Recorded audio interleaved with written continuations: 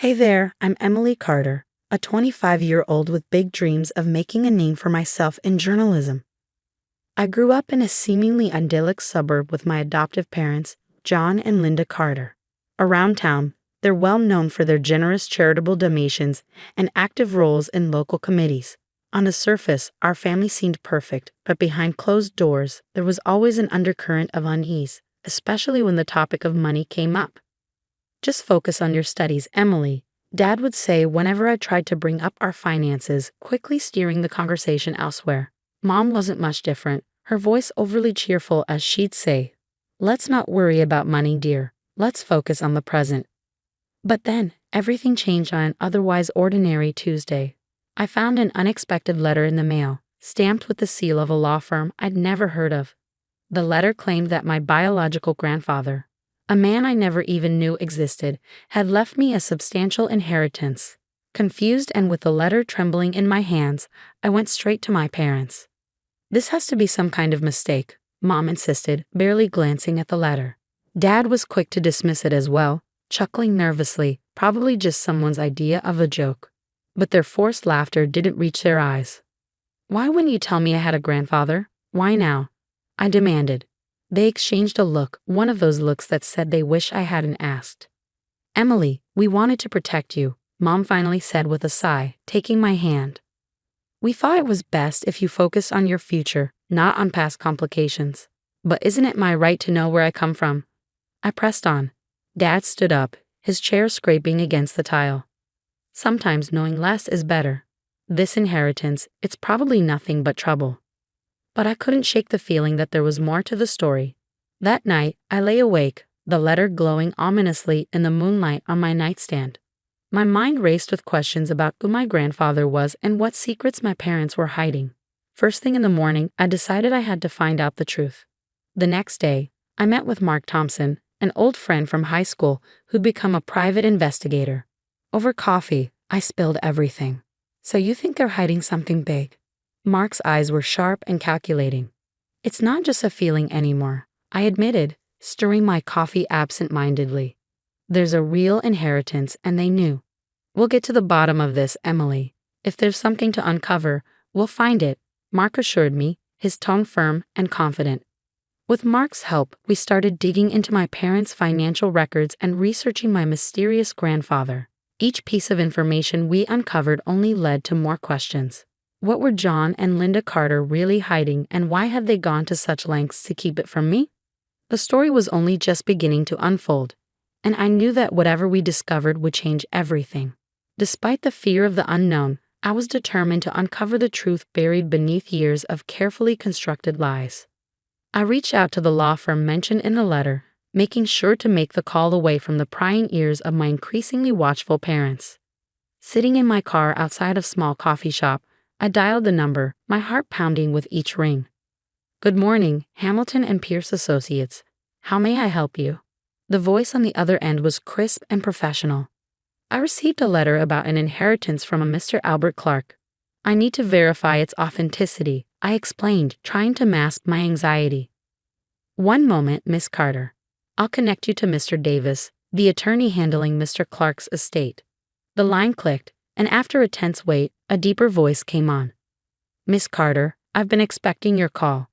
Yes, the inheritance is quite real, and you are indeed the sole heir to Mr. Clark's estate, which includes several properties and a significant financial portfolio." Why wasn't I informed sooner? I asked, my voice trembling slightly. I asked, my voice tight with emotion. There were complications, legalities that needed sorting out due to the nature of your adoption, Mr. Davis explained. "If you could come to our office, we can discuss this in detail and show you all the relevant documents." Agreeing to meet him, I hung up, feeling a potent mix of vindication and a deep swirling anger. I needed more than just answers. I needed to understand the full extent of the betrayal. Back home, I noticed a shift in my parents' behavior. They were nervous, overly attentive. I caught Mom hovering outside my room more than once, and Dad had taken to checking the mail himself. "You're sure you're okay, Emily?" Mom would ask, eyeing my phone suspiciously. "Just tired from work, Mom," I'd reply, keeping my plans close to my chest. I knew I needed help, so I reconnected with Mark Thompson, an old friend who had gone into private investigation. We met at a park, far from any prying eyes. Mark, I think my parents have been using my inheritance without my knowledge, I confided under the guise of a casual chat. He nodded, his expression serious.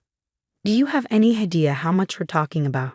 Enough that they've been living off it, and then some. I sighed. Can you help me find out exactly what they've been up to? Of course, Emily. I'll dig into everything. Bank records, transactions, property deeds. We'll get you the truth, Mark promised, a determined glint in his eye. Over the next few weeks, Mark worked tirelessly, piecing together the financial puzzle. What he found was worse than I had feared. Not only had my parents been withdrawing large sums regularly, but they'd also funded luxurious vacations and high-end investments, all under the guise of their modest community lifestyle. He laid out the evidence one evening in his office, a line of documents and photos spread across the desk. Here's the proof, Emily. They've been bleeding your inheritance dry for years. I stared at the evidence, each document a confirmation of their deceit. They had planned to keep it going indefinitely, controlling my life and legacy without my consent. The betrayal stung deeper than I could have imagined. They weren't just controlling my financial future, they had lied about every aspect of my past, my heritage, and who I was. It was clear what I had to do next. The truth had to come out, and my parents had to be held accountable, not just for the deception, but for the sheer audacity of their greed. As the pieces fell into place, I prepared for the confrontation that would inevitably come. It wouldn't be easy, but armed with the truth, I was ready to reclaim what was rightfully mine. The community event was a perfect setting. A yearly gala celebrating local philanthropy where my parents, John and Linda, were to be highlighted for their selfless contributions to the community. The irony wasn't lost on me as I helped Mark finalize our plan to expose their greed and deceit in the most public way possible. We've got everything set, Emily, Mark briefed me as we surveyed the event hall, beautifully decorated but soon to be a stage for confrontation. The lawyer, Mr. Davis, and a rep from the trust will be there.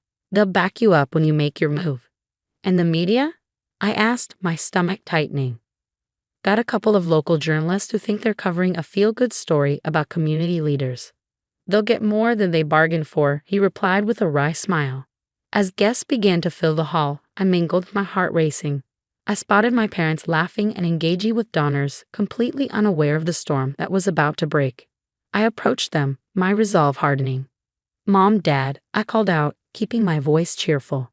Emily, you decided to come after all. My mom greeted me, her smile wide, but her eyes flickering with something just beneath the surface. I couldn't quite place the emotion in her eyes, but I nodded, watching as the room filled and my allies subtly positioned themselves. The moment was drawing near. As my parents took the stage, the crowd quieted, hanging on their every word about charity and community. My hands clenched into fists at the hypocrisy. It was time. I moved toward the stage, catching Mark's nod from where he stood by the door. I ascended the steps just as they were finishing up their speech, the applause ringing in my ears. Thank you, everyone, I began, my voice loud and clear, cutting through the claps. The room fell silent, surprised by my sudden appearance. I wish I could stand here and just praise my parents, but truth and transparency are vital in a community like ours. Confusion spread across the faces in the crowd as my parents looked at me, bewildered, then slowly turning fearful.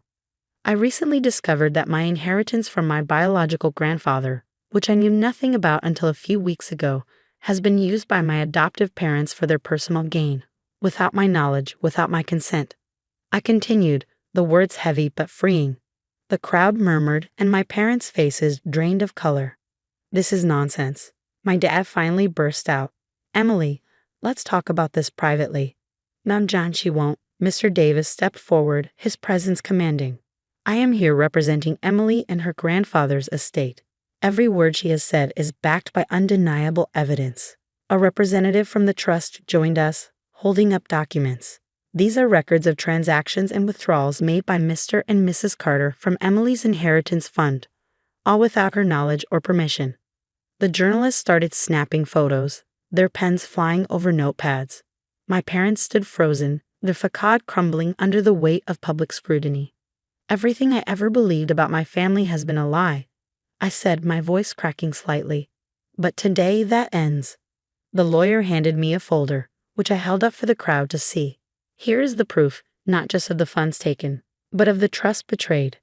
The crowd's shock turned into an audible uproar, my parents' reputation unraveling in real time. They tried to speak, to salvage their image, but the evidence was too damning, the betrayal too deep. As they were led away to deal with the immediate fallout, questions buzzed around them, but no answers could repair the damage they had done. I stood there, a mix of relief and sorrow washing over me. The truth was out, the mask was off, and my journey toward reclaiming my life had just begun. In the days following the gala, the story of John and Linda Carter's deceit made headlines across local and even national news outlets. The community that once held them in high regard now watched as they faced investigations for fraud and embezzlement. As the legal proceedings unfolded, it became clear that their social standing and influence could not shield them from the consequences of their actions. Meanwhile, I took legal steps to secure my inheritance, the process expedited by the overwhelming evidence against my adoptive parents.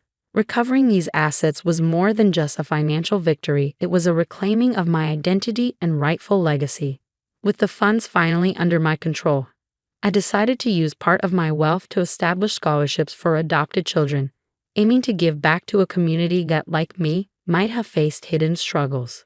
Furthermore, in honor of the grandfather I never knew, I founded the Albert Clark Foundation.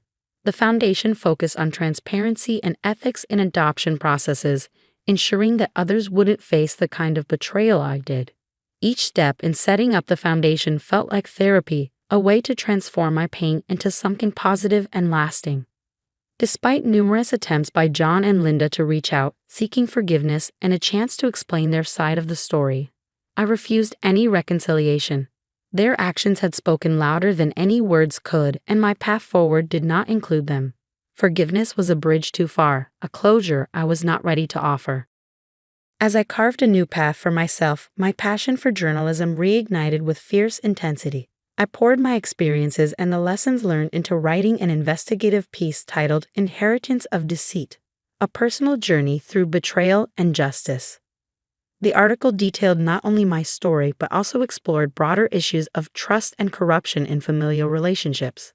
Upon publication, my article received widespread acclaim, resonating with readers who admired not only the personal narrative but also the call for transparency and ethical responsibility. The public support was overwhelming, and I felt a deep sense of accomplishment and resolution. My story had not only made a difference in my life, but also sparked conversations about deeper societal issues. Standing in my new office overlooking the city, I realized how far I'd come. The view was not just of buildings and streets, but of a future I had reclaimed. The skyline was bright, the possibilities endless, and for the first time in a long time, I felt truly free. My journey had been fraught with pain and betrayal, but it had led me to a place of strength and purpose. And so my message to anyone listening is simple. Seek the truth, fight for justice, and let your story be heard. Should individuals always seek justice at the expense of family bonds, even when those bonds are deeply flawed? Only you can answer that question for yourself. But in my experience, justice was the only path to reclaiming my life and finding my true purpose.